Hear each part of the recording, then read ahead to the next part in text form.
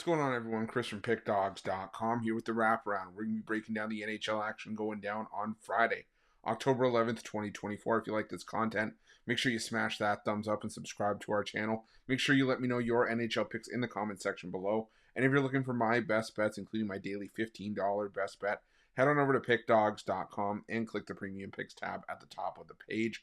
Great time to do it because we got a loaded weekend of action ahead. The 3-day pass will now get you all of my football action, as well as the plays I make on a loaded 14-game NHL card on Saturday, and some MLB and WNBA mixed in there as well. So definitely a great time to jump on. But we only got a 4-game card today. Had our 9-game card yesterday. Not gonna lie, we didn't have the greatest day with the wraparound yesterday. Those days are gonna happen. I think that's just human nature and the nature of what we do, the nature of sports betting. But I'll tell you, we're still gonna put the work in every single day. We're gonna try to put you guys on some winners today as we head into the weekend of action, build up that bankroll. A couple plays I like today, so let's jump right into it. Let's not wait any longer. You guys know the drill. Are you ready? I'm ready. Let's get into it.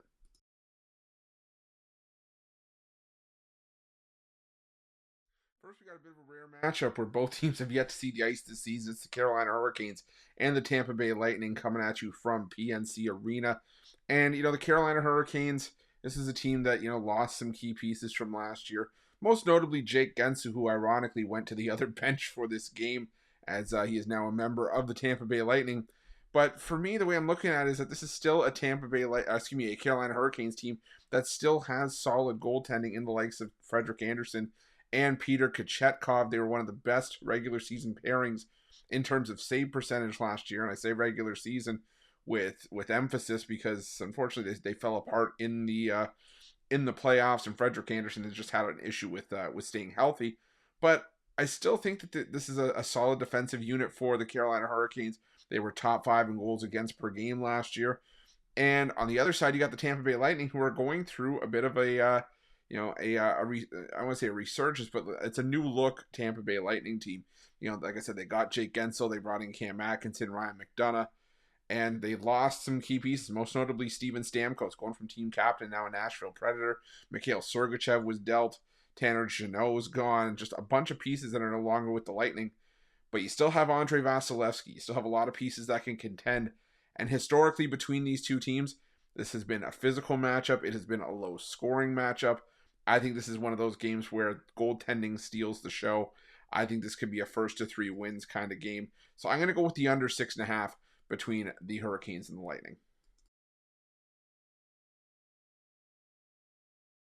Now we go to the Candlelight Arena where the Winnipeg Jets take on the Chicago Blackhawks.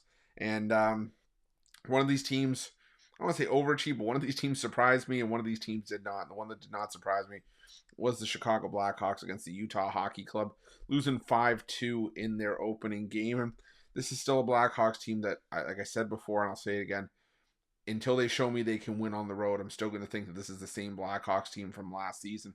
Do I expect the Blackhawks to improve? Yeah, because realistically, I don't know if it could have went much worse for the Blackhawks last season. But I still think that, like I said, this is a Blackhawks team that needs to prove that they can win on the road. And now you're facing a Winnipeg Jets team that, yes, you could argue could be due for a letdown after pummeling Edmonton in their opener. But Winnipeg is a tough place to go on the road and win.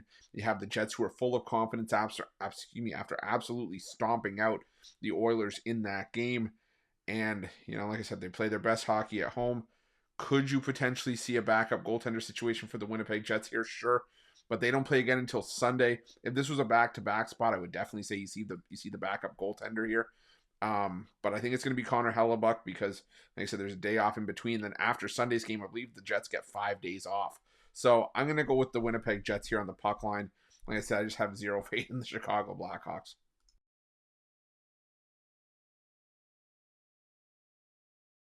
Now we head to Rogers Arena where the Vancouver Canucks take on the Philadelphia Flyers. And if you were here for the wraparound the other day, we caught that plus money winner with the Flames. And, the Canucks, they almost came back to win that game. But the reality is they were up 4-1, blew a lead, went down 5-4 to a Calgary Flames team that is expected to be in a rebuild this season. And a lot of it has to do with the goaltending play. And Artur Shilovs, he just looked like a fish out of water in some of those, some of the highlights where he let in the goals. Just didn't look confident and didn't look, stable on his feet. And It's part of the reason why I'm going to probably keep fading the Canucks when we get these heavy prices with them. I mean, the Philadelphia Flyers, yes, this is a young team, a team that not many people expected much from, but they're well coached with John Tortorella. He almost got them to the playoffs last year.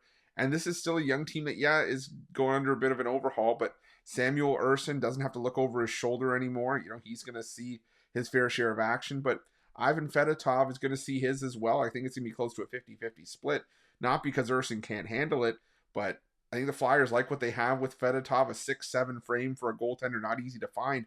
And you don't just hand a backup goalie a 2-year, $7 million extension if you don't plan on playing him. So I think that the Flyers are going to have some split goaltending duties here.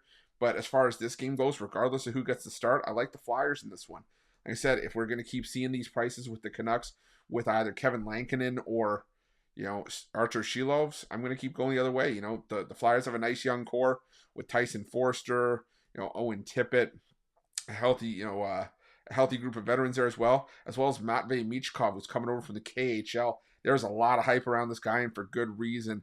And I think he can be a game changer. So I like the Flyers here and the value we're getting with him here at plus money.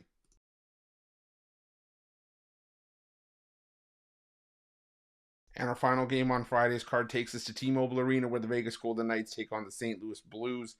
Blues on the back-to-back here, and I almost put my phone through my TV screen with how frustrating that Blues win was against the San Jose Sharks in overtime. That was a game that realistically they should have won handily, but I was also kicking myself for not seeing that this was a back-to-back spot and realizing we were probably going to see Joe Hofer. So my lesson learned with the St. Louis Blues is I'm going to have to continuously check the goalie report, because I'm probably not going to back the Blues when Joe Hofer is starting. But as far as this game goes, we are going to see Jordan Binnington for the Blues, I'm guessing. And for the Golden Knights, probably going to be Aiden Hill. Now, the Golden Knights, you know, I think they're going to be up against it here with Jordan Binnington. You know, this is a goalie in Binnington who's had a lot of success in his career against the Golden Knights. So I think that Binnington can have a solid start here. But I'm also looking for the Blues to maybe be a little bit sluggish. You know, a back-to-back after overtime against a solid goaltender, Aiden Hill. I think this is, you know, the Golden Knights won that game. I think it was 8-4 against the Colorado Avalanche. But I'm not saying that there's defensive issues here with Vegas. I think that was just a high scoring game on opening night. But I think the goaltending comes to play here, along with the situational spot for the St. Louis Blues. I'm going to go with the under 6 in historically what has been a bit of a lower scoring head-to-head series. That's it. That's all the NHL action for Friday, October 11th, 2024.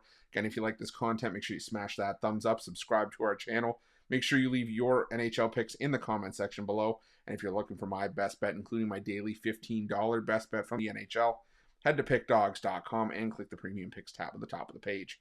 Thanks for watching. See you guys soon.